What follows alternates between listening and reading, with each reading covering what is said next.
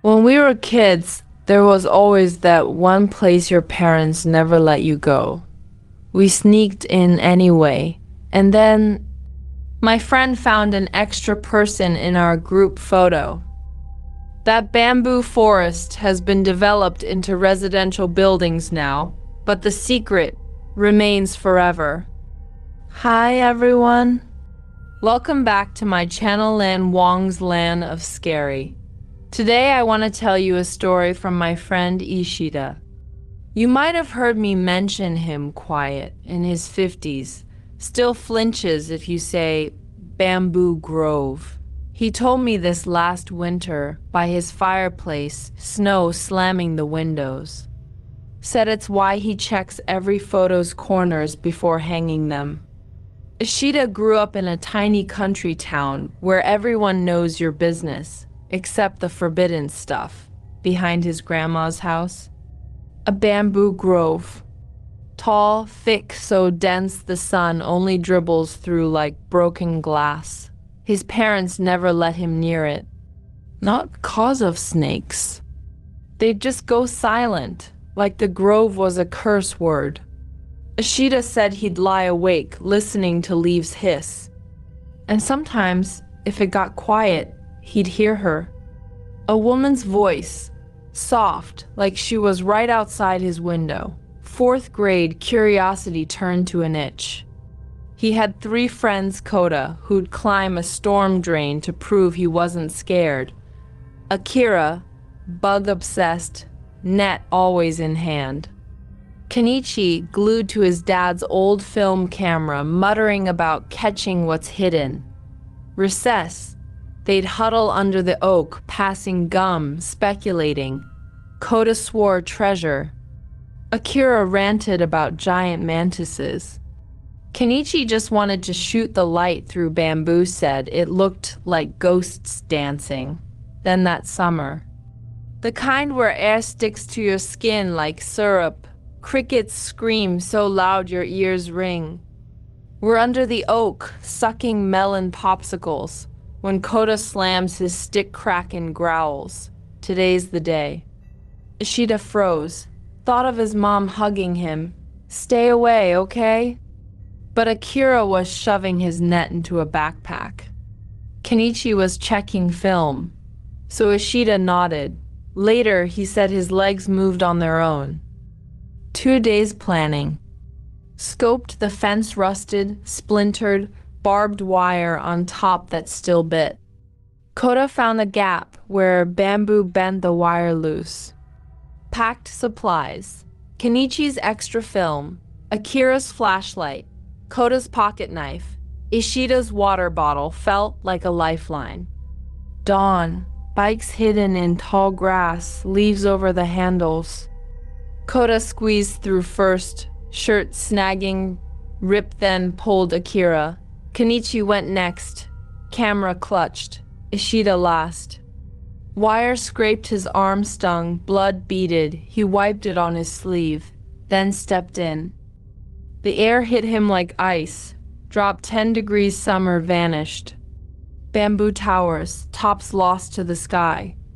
Only sounds, leaves rustling. And that whisper, Ishida glanced around, no one else heard. Kenichi was snapping photos, click, click, click, shutter loud as gunshots. Look, he breathed, lights like stars. Akira bent to a bug then froze, sniffed, nose wrinkling. Smell that? Ishida did. Damp dirt, bamboo. And something else. Old wood, mold, rotting fruit sweet. Koda didn't care. Swung his knife, yelled, "Treasure this way." Walked hours, quieter and quieter. Rustling stopped. Whisper louder now, Ishida almost caught words, breathed in his ear. Heart thundered. Thump, thump, thump, thump. Kept checking his back, like someone was inches behind. Akira inched closer, flashlight in hand, sun still high. Kenichi stopped shooting, camera clamped, knuckles white. Then Akira screamed. Not a yell. A choke like he swallowed a stone. pointed, hand shaking so hard his net fell. Guys, look. Ishida followed his finger. Through bamboo house. Japanese style, thatched roof half-rotted, doors gray and cracked, hanging off hinges. Looked 100 years old. Doors ajar.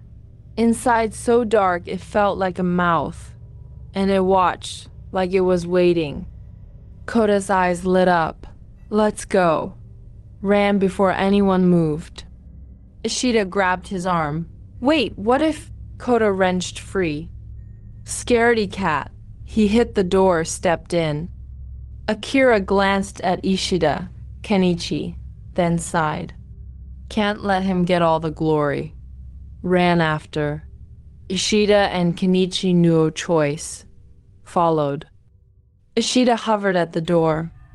Cold, worse here. Mold sweet smell thick enough to taste.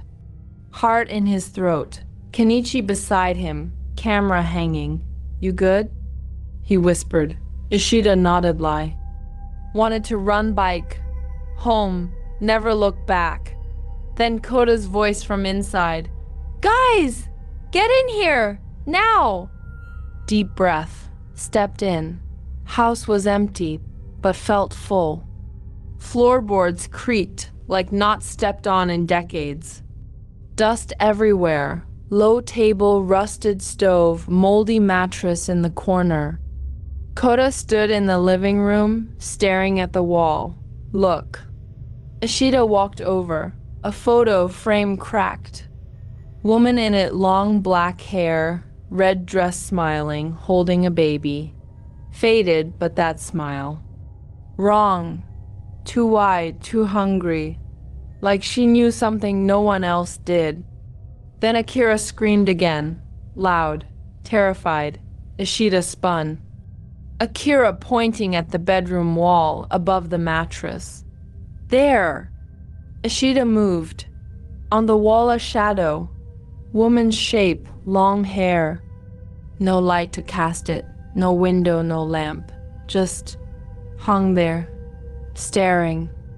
Koda laughed nervous, forced. Light trick. Reached to touch the wall. Shadow moved, fast, like it lunged. Koda jumped back, face white as a sheet.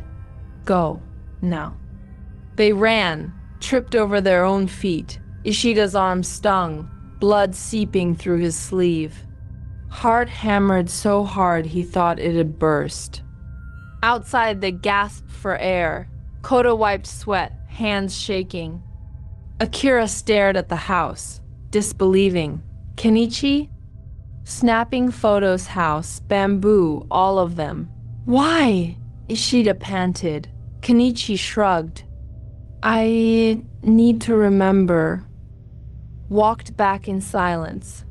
Sun lower, light orange red like blood. Whisper gone, but Ishida felt a presence beside him. So close he almost felt breath on his neck. Fence gap squeezed through faster. Bikes jumped on, pedaled like hell, wind whipping their hair. That night, Ishida couldn't sleep. Every time he closed his eyes, that smile. Floorboards creaking, breath on his neck. Checked his arm cut red, not infected. Told himself, old house, nothing more. But the feeling wouldn't lift. Next morning, Kenichi called, voice breaking. Come over now. Ishida biked over. Kenichi's face was gray, eyes red. Koda and Akira sick. 103 fevers. Their moms say they won't stop talking about a woman. Red dress. Ishida went cold. 2 of them. Same fever. Same woman. No coincidence. Went to Ishida's grandpa. Sat on his porch, smoking a pipe, watching tomatoes grow. Ishida spilled everything: rove, house, photo, fevers. Grandpa didn't speak, just smoked, smoke curling. Then looked at Ishida, eyes like flint. Shouldn't have gone there.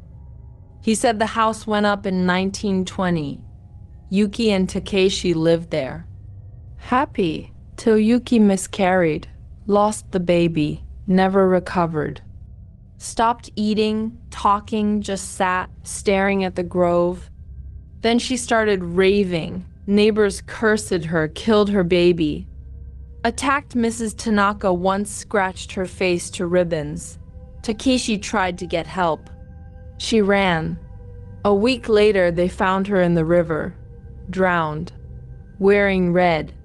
He paused, pipe in hand. Said, "That's not the end."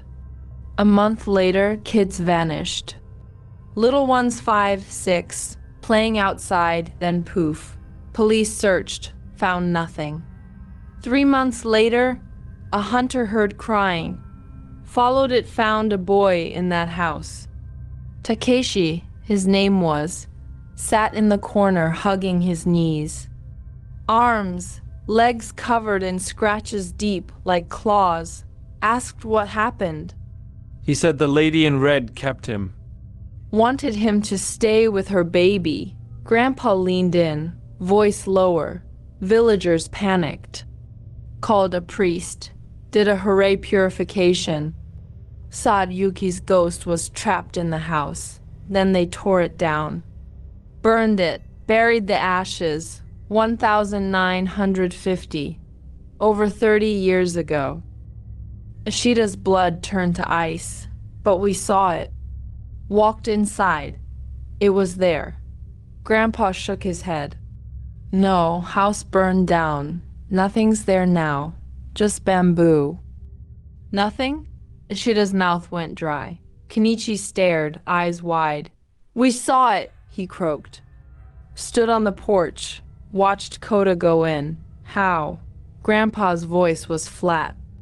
She showed you what she wanted. Yuki's good at that. Makes you see things, lures you close. A few days later, Kenichi banged on Ishida's door, camera shaking. Developed the film. Look. Ishida flipped through blurry shots, camera moving. Then one clear. Group photo. Him, Kota, Kenichi, Akira grinning, bamboo behind. Kenichi pointed to the bottom right. A woman. Behind Akira. Long black hair. Red dress. Smiling too wide, too hungry, just like the photo. I didn't see her, Kenichi sobbed. Why didn't I see her? Summer ended. Kota and Akira recovered, but asked about the grove. They stared.